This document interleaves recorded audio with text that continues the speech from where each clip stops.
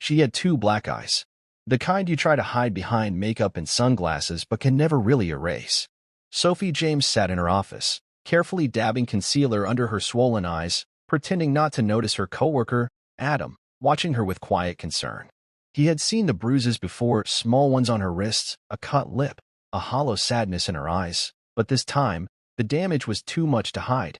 Everyone in the office believed her when she said she fell down the stairs.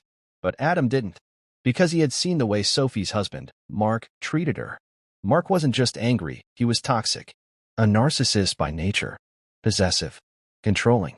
He was the kind of man who didn't need a reason to explode. Mark was jealous of every man Sophie spoke to, a cashier, a delivery guy, her boss, even the elderly security guard in their building. To him, every man was a threat. He didn't trust her. He didn't trust anyone. His rage didn't need evidence. His accusations didn't need proof. He monitored her phone. He followed her after work. He isolated her from her friends. The first time he hit her, he cried afterward. He promised it would never happen again. But it did. Again. And again. Mark made her life unbearable. Daily harassment. Verbal abuse. Physical threats. He controlled her every movement, checked her messages, her social media, even her work schedule. Sophie wanted to leave. But she couldn't. Because of the children. Two young souls who still called Mark Dad and didn't know the monster he had become behind closed doors.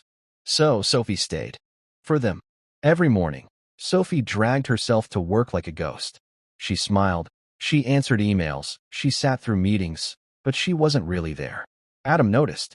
He would bring her coffee, gently ask, "Are you okay?" She always responded the same way. Just tired. Family's been a lot lately. But Adam knew. There was more behind her eyes than exhaustion. One day, over lunch, Sophie finally broke. Her hands trembled as she whispered the truth. "Every day he torments me. He tracks my phone. He yells at me in front of the kids. He doesn't trust me. He hurts me. I stay for my children. I'm scared to leave. He says he'll destroy me if I ever try." Adam listened. His heart shattered. He wanted to protect her. He wanted to pull her out of the nightmare. Their friendship deepened. Adam became her safe space. Her escape. He never pressured her. But the more time they spent together, the more Sophie found herself drawn to him. For the first time in years, she could breathe around someone. The smiles became real. The sadness began to lift. And somewhere in the middle of stolen moments and whispered promises, they crossed a line. Sophie and Adam began their secret affair, not out of recklessness, but out of desperation. With him, she saw light. A future. Freedom. But secrets have sharp edges. And Mark wasn't stupid. He noticed Sophie's slight changes. Her phone guarded more carefully, her sudden softness, her distance. One night, while Sophie was asleep, Mark went through her phone again. This time, the truth wasn't hidden. There were messages. There were plans. There was love. And Mark's rage was cold and calculating. Mark didn't explode. Not immediately. Instead, he texted Adam, pretending to be Sophie. He asked him to meet at a secluded parking lot after work. Said she needed to see him urgently. Said it would be safe. Adam agreed without hesitation. When Adam arrived, the lot was nearly empty. The evening air was quiet. He waited by his car, expecting Sophie. But Mark stepped out of the shadows. Adam's heart dropped. Mark smiled, slow and menacing. "You thought you could take her from me?" Before Adam could react, Mark swung a metal pipe with brutal force. One blow. Two.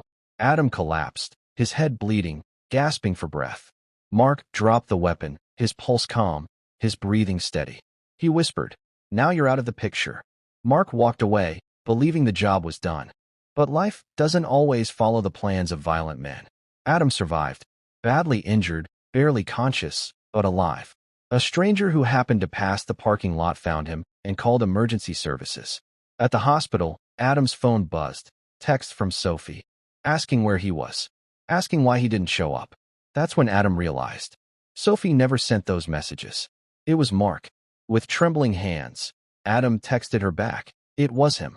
"He set me up." Sophie's world shattered. She confronted Mark. The bruises meant nothing to him now. He was past pretending.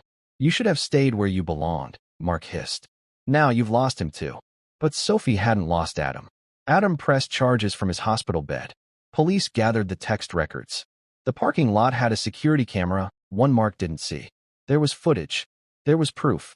Mark was arrested. The trial was quick. Mark's violent history, the texts, the attempted murder, it was all laid bare. He was sentenced to prison. A long time. A deserved time. Sophie finally filed for divorce. She took her children and started a new life. Adam recovered. Slowly, painfully. But he survived. And Sophie never left his side. Together, they rebuilt. Not from perfection, but from truth. Sophie learned that life after darkness isn't always easy, but it is always worth fighting for. Sometimes, love is not what saves you. It's what gives you the courage to save yourself.